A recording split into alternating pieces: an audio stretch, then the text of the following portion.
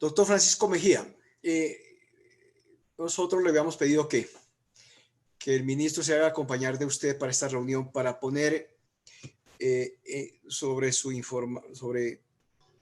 información un hecho que está sucediendo en el sur de Colombia, pero puede estar sucediendo en toda parte porque es la misma circunstancia.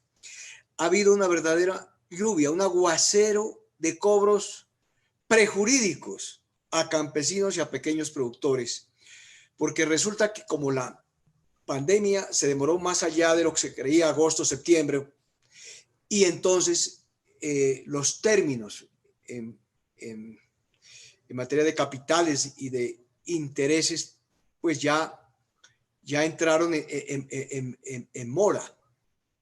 Entonces, doctor Francisco, pues no, no es una reunión de debate ni de estarle a usted llamando la atención formalmente por X, digamos, falla del servicio del Banco Agrario de ninguna clase, se trata de eso, sino de que el gobierno, el Ministerio de Agricultura, el Banco Agrario, Finagro, el FONSA, en fin, todo el sistema de financiamiento del sector agropecuario evalúen esta situación.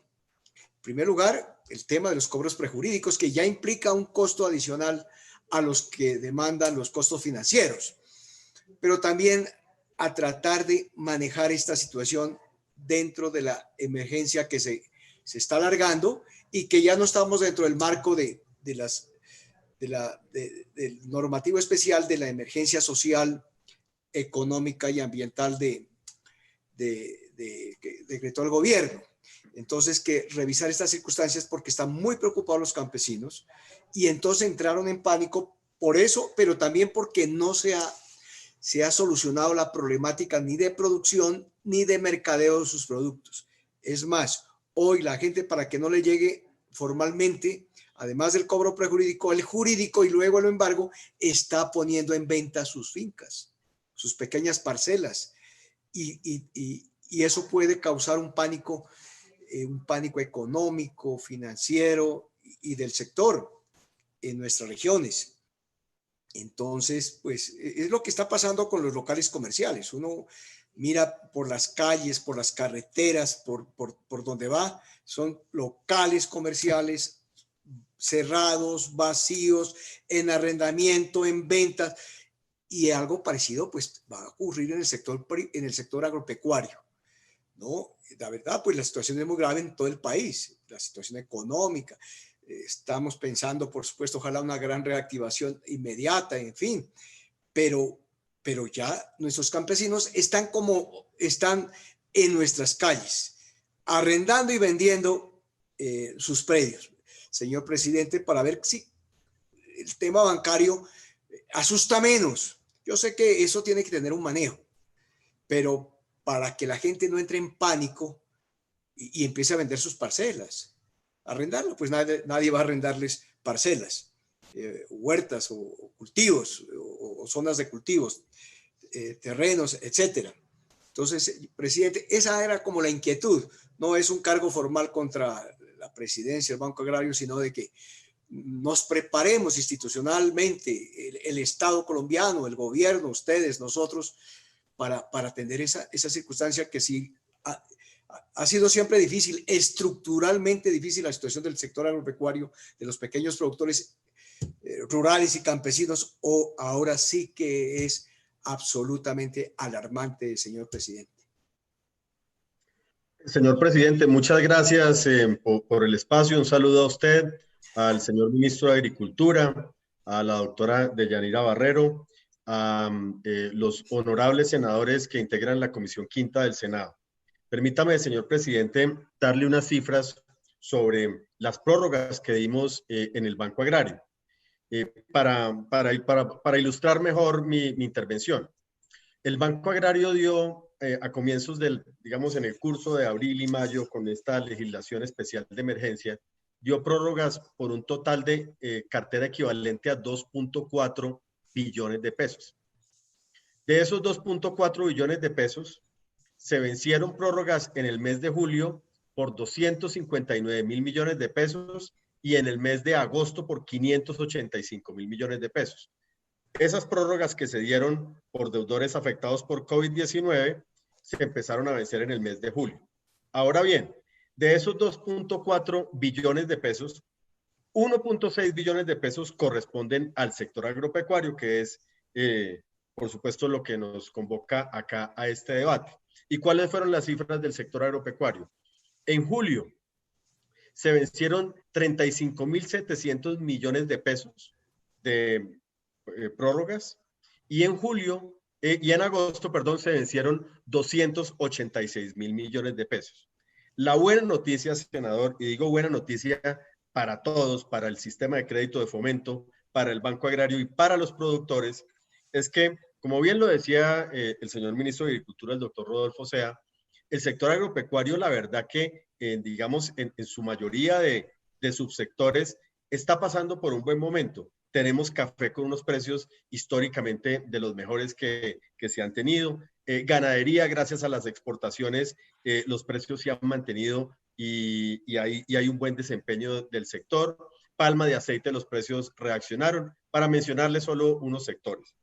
Eso ha hecho que estas personas que tuvieron unas dificultades al comienzo de la pandemia, pues también por las políticas del ministerio, etcétera, se han venido recuperando y gracias a Dios están pagando cumplidamente al banco. De tal suerte que de las prórrogas que se vencieron en julio, ya hemos recuperado el 91.8%, o sea, el 91.8% de los 35 pues, que están, digamos, recién vencidas, hemos recuperado ya el 80%. Yo creo que estos son números que nos alegran mucho porque habla bien del desempeño que ha tenido el sector agropecuario y habla bien también de que los hábitos de pago no se afectaron con la pandemia. Y usted sabe, ustedes saben, queridos senadores, que de unos buenos hábitos de pago es que depende la sostenibilidad del sistema de crédito agropecuario de fomento y la sostenibilidad del Banco Agrario. Y no hay mejor noticia que el saber que un campesino paga, porque puede seguir teniendo acceso al crédito subsidiado. Todo el crédito que da el Banco Agrario a productores agropecuarios es subsidiado porque es en condiciones FINAGRO. Ahora bien, usted bien lo mencionaba, señor presidente, que ya pasó la legislación de emergencia de la pandemia, pero ahora estamos en el Banco Agrario bajo otra normatividad también que tiene que ver con la pandemia, que es la circular 022 de la Superintendencia Financiera, que especificó hace un mes una cosa que se llama el plan de acompañamiento de deudores. ¿Cuál es el espíritu de esta circular que emitió la Superintendencia Financiera? Ya pasamos la etapa donde se hacen las prórrogas masivas, donde ni siquiera hay que preguntar si está afectado o no. Todo el que venga a pedir alivios, se le dan los alivios. Eso fue, digamos, ese fue el plan de choque que hubo en abril y en mayo. Ahora la superintendencia lo que dice es, aquellos que no puedan pagar y que continúen con afectaciones por el COVID-19, que cuando se les venzan las prórrogas no puedan pagar, entonces me estoy refiriendo a este 10% que efectivamente siguen con problemas, le aplicamos lo que dice esa circular. Y esa circular no dice, cóbreles inmediatamente y si no le paga, como suele suceder, digamos, en periodos normales, pues repórtelos a centrales de riesgos. No, esa circular lo que dice es, mire la situación uno a uno de los deudores y propóngale opciones de pago, propóngale soluciones, alárguele los plazos para que las cuotas le queden un poquito menores, evalúe periodos de gracia, etcétera. Y eso es lo que estamos haciendo, honorables senadores, con esos clientes que no nos pudieron pagar las prórrogas. Nos estamos acercando a ellos uno a uno, preguntándoles sus afectaciones y dándoles nuevas oportunidades de pago. Estamos recibiendo pagos parciales, no nos puede pagar la cuota, páguenos al menos los intereses y le diferimos el capital. Estamos buscando una cantidad de opciones que son favorables al deudor.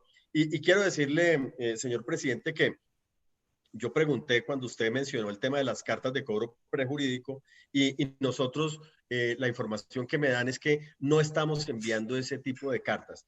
Todo este acercamiento a los deudores al amparo de la circular 022 lo estamos haciendo personalmente o por teléfono, de tal manera que no debería haber, y le ruego, apreciado senador, que si hay una carta de esas del Banco Agrario, me la haga llegar, porque no debería haber ninguna carta del Banco Agrario. Nosotros sí enviamos cartas cuando ya el cobro llega a un estado de que ya nos va a tocar emprender un proceso jurídico con el deudor. Allí sí le mandamos una carta y avisamos que pues ya se han intentado todas las posibles alternativas y ya nos va a tocar entrar en un proceso jurídico. En ese momento le mandamos carta, pero quiero decirle que desde marzo no mandamos una sola carta de ese tipo en ninguna parte del país. Entonces, pues digamos que un parte de tranquilidad en ese sentido, por lo menos por el lado del Banco Agrario. No sé las otras entidades financieras que estén haciendo. Y quiero rápidamente, para no desaprovechar esta oportunidad, contarles que desde que inició el aislamiento obligatorio desde el 24 de marzo, hemos colocado en el sector agropecuario 1.9 billones de pesos, desembolsos de 1.9 billones de pesos.